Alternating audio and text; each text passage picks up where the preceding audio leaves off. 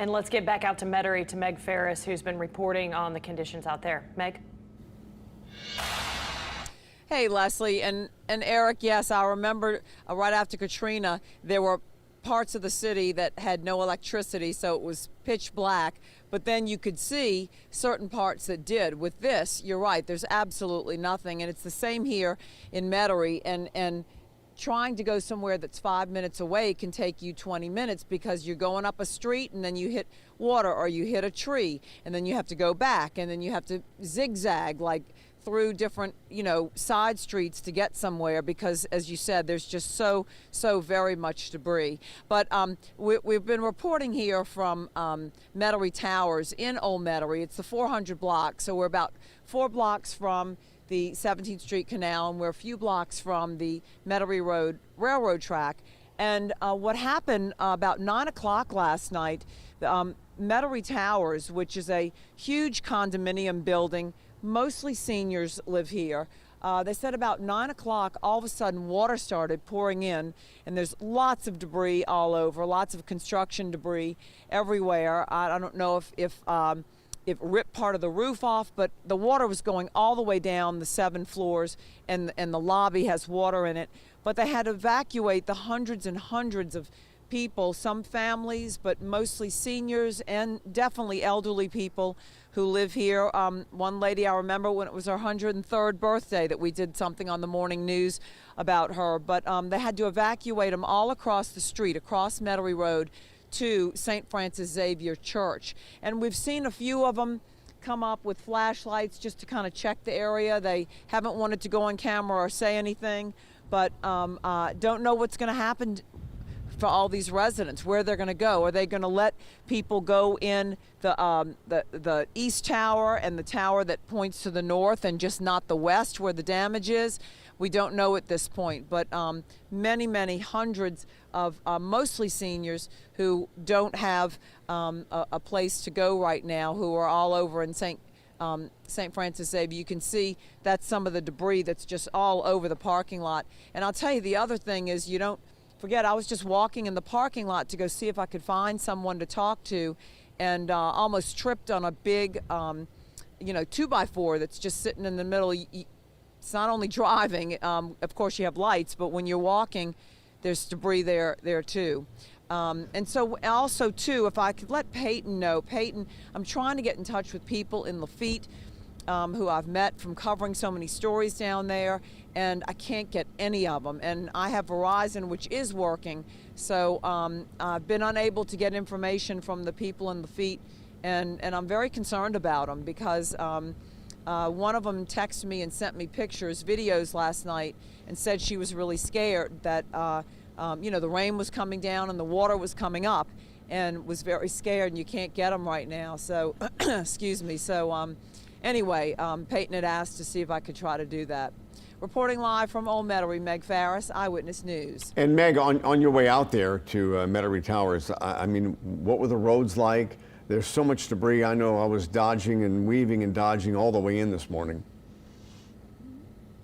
Exactly, Eric. And you know what surprised me is you always think of big trees down, but smaller trees and bigger bushes are also down, and it's just everywhere, all over the roads. And you really, as they say, you can't get there from here. I mean, you literally have to, you may go a block and then you can't, so you zigzag over to the next street, but then you have to go back up 2 blocks and over another street and then go down 3. I mean, that's kind of how it is. And of course, you're going to ruin your car. And then when you see water, you don't know how deep it is. But I was surprised how much of the smaller debris was everywhere, not just big stuff like here at Metairie Towers, but bushes that are in the middle of the road. Yeah, so many branches, things like that in the road. I know when I made a U-turn out of my street, it was just pitch black. I didn't realize for half the way up the street I was dragging a garbage can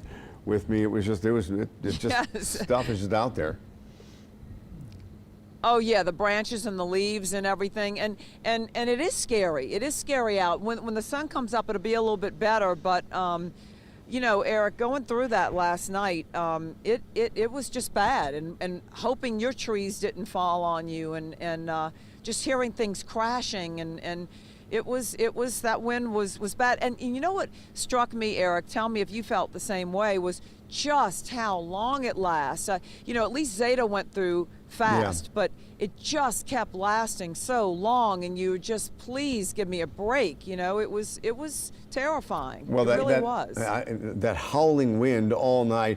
I know Leslie and Sheba stayed here at the station. I mean, was the wind keeping you guys up all night? Apparently not. I was exhausted, but yes, there was a lot of wind last night. So yeah. Well, yeah, but I was at home, and I mean, it's not as insulated as this building is. Exactly. Right. But boy, I mean, it was just the pounding rain and the sideways rain for 90% of the night. I mean, it was just blowing. It blew water in through the bottom of the front door. I mean, it just blew through everything. Yeah, and Meg brought up that cell service issue. Meg, Yeah, but Eric. Oh, go ahead. Yeah. You know, but I was just going to say, Eric, you're talking about Sheba and Leslie were at the station, and it's solid. But look, this is a 7-story solid concrete building. That's been there for years. And water's coming down 7 stories. That's right, water's coming down. So you know, solid concrete buildings don't necessarily mean you're okay. But Sheba, you were going to ask about the cell phones. Yeah, I was just saying, you were talking about how difficult it was to reach those folks in Lafitte to try to get an update. This is also impacting emergency services and responses to emergency situations, like the folks who had to be evacuated there. We've gotten word from Orleans Parish and Jefferson Parish Sheriff's Office this morning saying that if you need to call 911, that's actually not working because of the cell service issue. So if you're in Orleans Parish, they're telling you literally go to the fire station, go find a police officer. Jefferson Parish Sheriff's Office has offered an alternate phone number to call, 504-227-1400. But Meg, just the gravity of that this morning, if you wake up and have an emergency, you literally can't call 911. Absolutely. And so now, for 2 reasons, is not the time to get on a ladder to get those shingles out of your tree or whatever, because if you fall or hurt yourself, number one, there's COVID, so there's no space in the hospitals anyway. Right. Number two, you know, they're just overwhelmed and you can't get someone to bring you. So this is not the time to do anything even slightly risky where you're going to fall and hurt yourself. It really isn't. And so, sometimes I'm tempted to do that, and I'm thinking, if you fell, you're in big trouble. So and stop, the other thing, the other thing, when we get those orders or suggestions to evacuate, you know, a lot of times it's not that you won't make it through the storm. You're just going to hate life after the storm. And unless you have a generator or whatever, even if you have one, I mean, it's miserable out. It's just miserable and it's out. so hot for so many people. Spoken just like Eric Paulson, you're going to hate life after the storm. But yes, it is going to be very inconvenient. Yeah, it's no, be really I did hot. know a lot of people.